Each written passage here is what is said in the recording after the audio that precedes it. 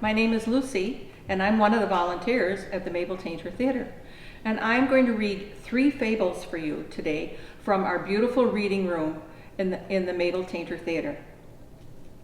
A Wolf in Sheep's Clothing. A wolf found great difficulty in getting at the sheep, owing to the vigilance of the shepherd and his dogs. But one day it found the skin of a sheep that had been flayed and thrown aside, so it put it on over its pelt and strolled down among the sheep.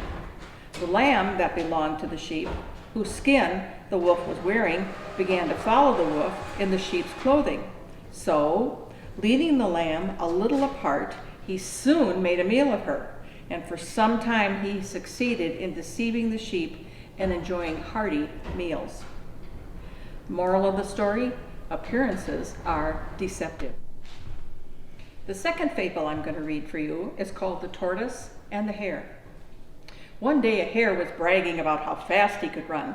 He bragged and even laughed at the tortoise, who was so slow. The tortoise stretched out his long neck and challenged the hare to a race, which of course made the hare laugh. My, what a joke, thought the hare. A race indeed, a race. Oh, what fun. Oh my. A race, of course, Mr. Tortoise. We shall race, said the hare. The forest animals met and mapped out the course. The race began, and the hare, being such a swift runner, soon left the tortoise far behind. About halfway through the course, it occurred to the hare that he had plenty of time to beat the slow-trodden tortoise. Oh my, thought the hare, I have plenty of time to play in the meadow here. And so he did. After the hare finished playing, he decided that he had time to take a little nap.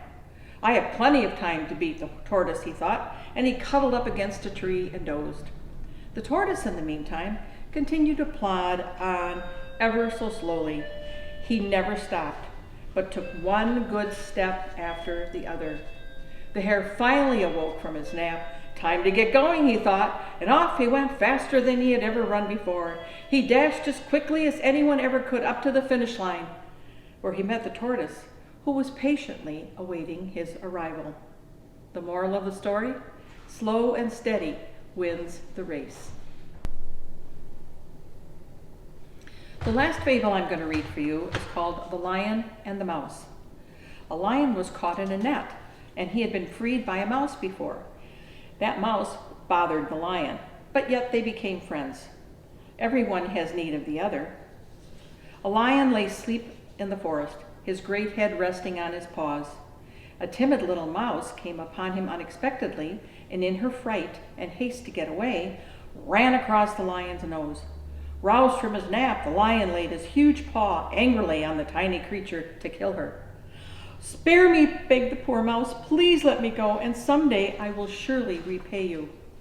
The lion was much amused to think that a mouse could ever help him, but he was generous and finally let the mouse go.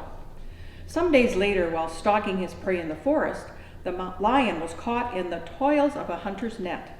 Unable to free himself, he filled the forest with this angry roaring. The mouse knew the voice and quickly found the lion struggling in the net. Running to one of the great ropes that bound him, she gnawed until it parted, and soon the lion was free. "You laughed when I said I would repay you," said the mouse. "Now you see that even a mouse can help a lion." The moral of the story is: a kindness is never wasted. Thank you for listening to Mabel's Fables.